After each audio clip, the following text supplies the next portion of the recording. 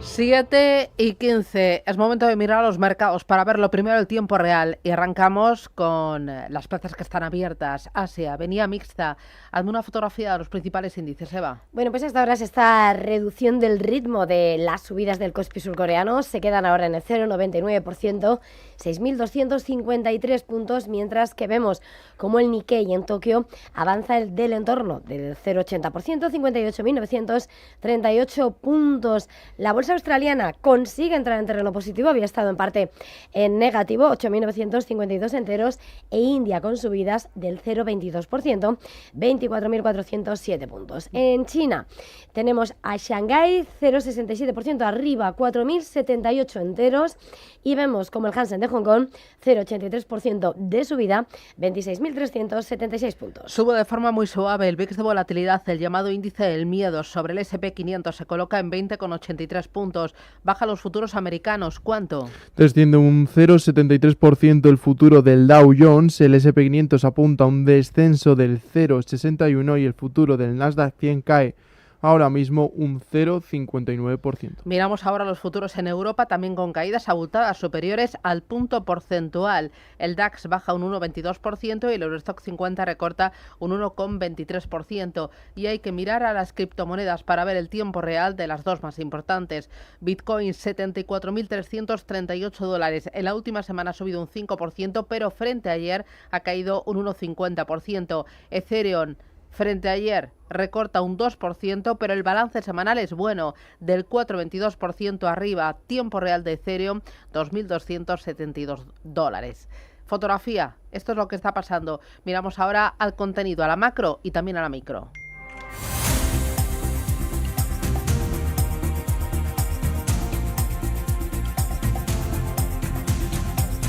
Bueno, vamos a empezar por China porque el Banco Popular del país mantiene sin cambios los tipos de referencia mientras se evalúa el impacto de la guerra en Oriente Medio que rebaja la presión deflacionaria. Pues sí, deja los tipos sin cambios por un 10º mes consecutivo. La institución monetaria deja esa LPR un año para los nuevos préstamos en el 3% y la referencia a 5 años más vinculada a las hipotecas en el 3,5%.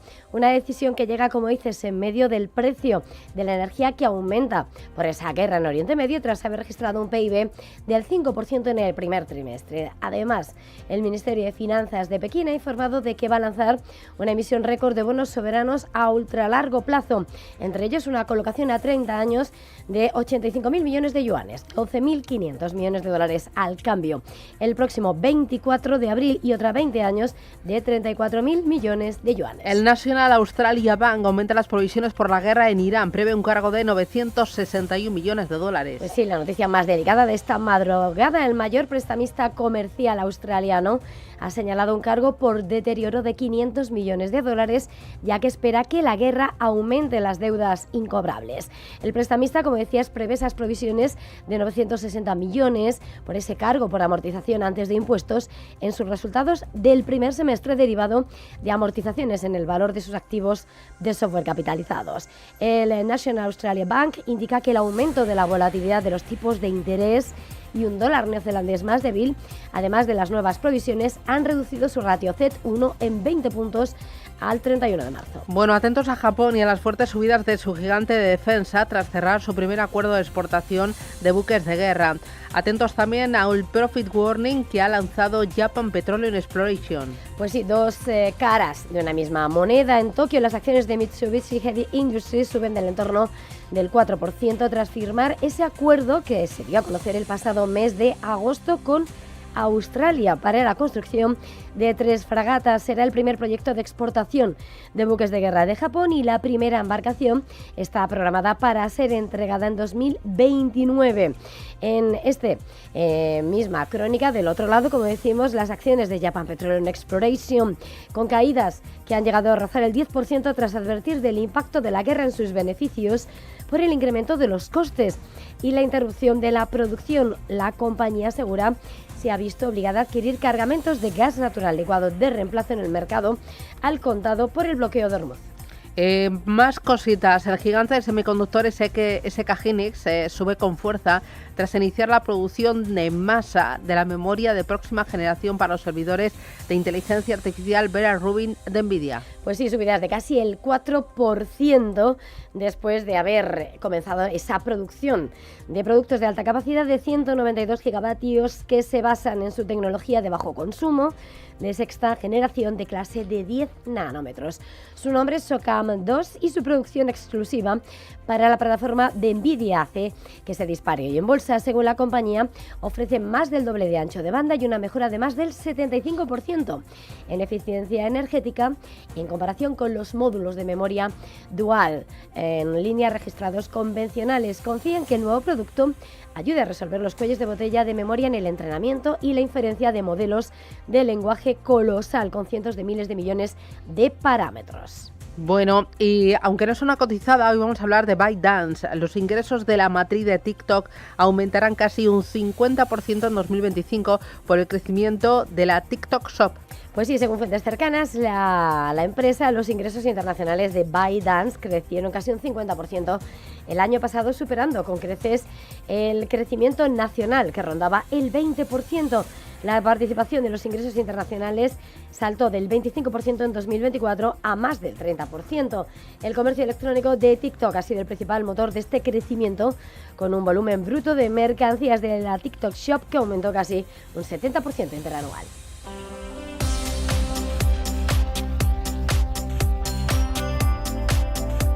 Bueno, miramos a Wall Street. Las bolsas cerraron la semana pasada con nuevos máximos. El Dow Jones subió un 1,79%, el S&P 500 un 1,20% y el Nasdaq rebotó, Roberto, un 1,52%. Los índices vuelven a renovar máximos ante el optimismo que se desató el viernes en los mercados después de que Donald Trump asegurara que las conversaciones iban de maravilla y que Irán afirmará que el estrecho de Hormuz estaba completamente abierto al tráfico comercial. Esto hizo que el Brent y el West Texas cayeran un 9 y un 11% de forma respectiva.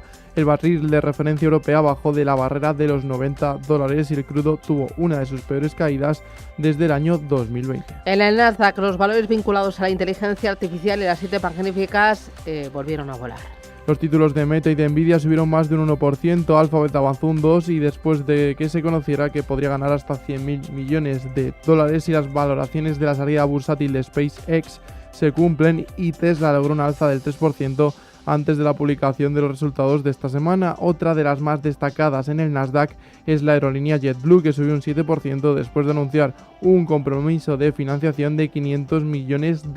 También estaremos atentos hoy a SanDisk, que debuta en el índice.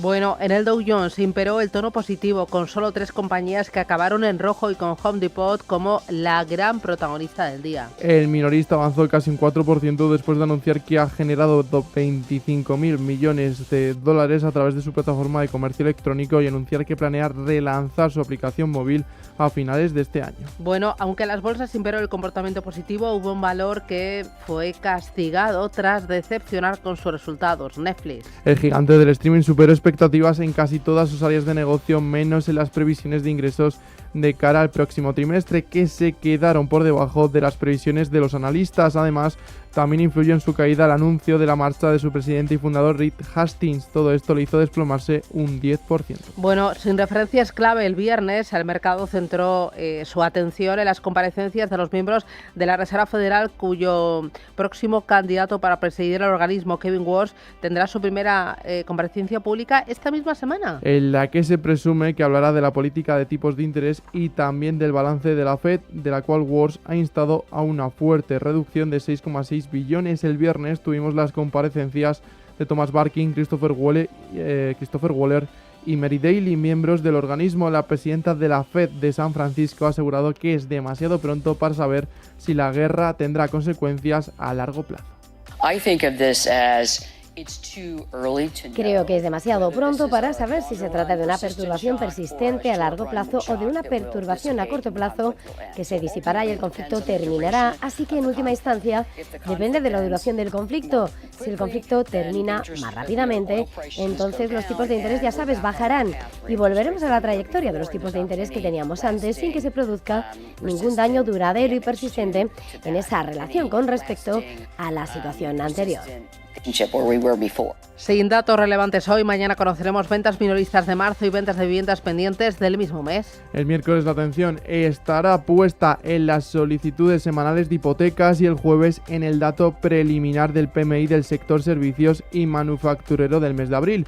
El viernes sabremos la lectura final del índice de confianza del consumidor de la Universidad de Michigan del mismo mes y en cuanto a resultados se publican esta semana los de Intel, Moody's, Tesla, Blackstone, American Express, United Health, United Airlines o Boeing, entre otras empresas. Bueno, hay que echar un vistazo también muy de cerca a la evolución del precio de los bonos y de la rentabilidad de los bonos. En Estados Unidos, el 2 años ofrece un rendimiento del 3,73%, el 5 años del 3,87%, el 10 años, el Treasury americano, tiene una rentabilidad del 4,27% y el 30 años alcanza el 4,90%. 7,25 miramos a Europa. Ángel Lozano, ¿qué tal? Muy buenos días. Hola, ¿qué tal? Muy buenos días a todos. Cuéntame qué tienes para hoy. Pues hoy vamos a conocer el índice de precios de producción en marzo en Alemania. Se espera un repunte ante el cierre del estrecho de Hormuz y la subida de los precios energéticos. En el Congreso arranca este lunes esa investigación sobre el apagón con la comparecencia de los máximos directivos de las principales energéticas. Los primeros que van a comparecer serán el consejero delegado de Endesa, José Bogas, el presidente de Naturgy, Francisco Reynés, y el consejero delegado de Iberdrola, Mario Ruiz Tagle. Miraremos también a Unicredit, que ha dicho que hoy va a detallar su plan de transformación para Commerzbank. Como accionista mayoritario, el banco considera que Commerzbank no está bien preparado para los retos futuros y se encuentra demasiado centrado en sus resultados a corto plazo. Esta semana también se van a conocer datos de PMI compuesto, tanto en la eurozona como en el Reino Unido. Tenemos pago de dividendos de compañías como Naturhaus, Línea Directa Aseguradora, Unicaja o Airbus, y también juntas de accionistas de Atresmedia y Viscofan, y comienza la temporada de presentación de resultados. En España mañana cuentas de Enagas, Bankinter el próximo jueves. También se van a conocer resultados en Europa como los de Eni, Nokia, Sanofi, Orange o SAP. Bueno, el IBEX 35 borra las caídas acumuladas por la guerra ante la apertura de Hormuz. El selectivo avanza un 1,5% de la semana pasada, llegó a los 18.484 puntos, impulsado por el repunte del viernes, que fue, Ángeles, del 2,1%. Efectivamente, las bolsas despedían la sesión con sólidos avances gracias al desplome del precio del crudo. El IBEX parte hoy desde 18.484 puntos, cerró con un avance del 2,18% y sumaba un 1,54 en su cuarta semana al alza. Se quedaba a las puertas de máximos históricos. Sin embargo, parece que la sesión de hoy va a ser claramente bajista. Al cierre, los mejores valores fueron IAG, que subió más de un 5,5%, Santander, que avanzaba un 4,90%, y ArcelorMittal, que subía un 4,71%. Por el contrario, las caídas estuvieron capitaneadas por Repsol por ese desplome del precio del petróleo. Se dejaba la compañía un 5,78%, Celnex perdía un 2,63% y Solaria bajaba un 2,34%. En el resto de Europa también vimos avances. El principal índice de referencia, el Stoxx 600, acababa la semana con un alza del 1,9% y con la mayoría de sus sectores en verde. 3 de ellos lograron subir más de un 5%. Medios, que subió un 7,4%, tecnología, que subió un 6,34% y servicios financieros, que se anotaba un 5,58%. El Stoxx 600 está a tan solo un 1,15% de su récord que se consiguió antes del inicio de la guerra al cierre de febrero. Por lo tanto, veremos si en los próximos días es capaz de alcanzarlo. Lo que parece claro es que en la sesión de hoy vamos a tener un tropezón.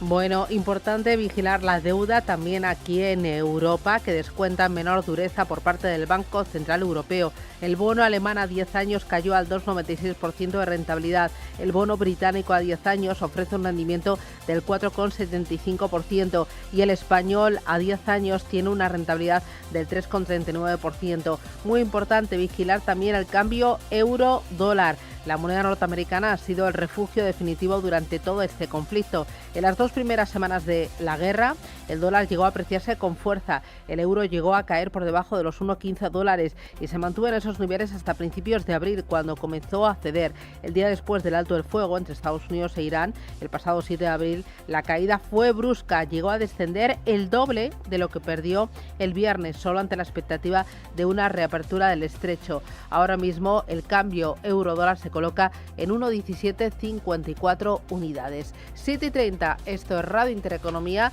tenemos la información, enseguida vamos con el análisis.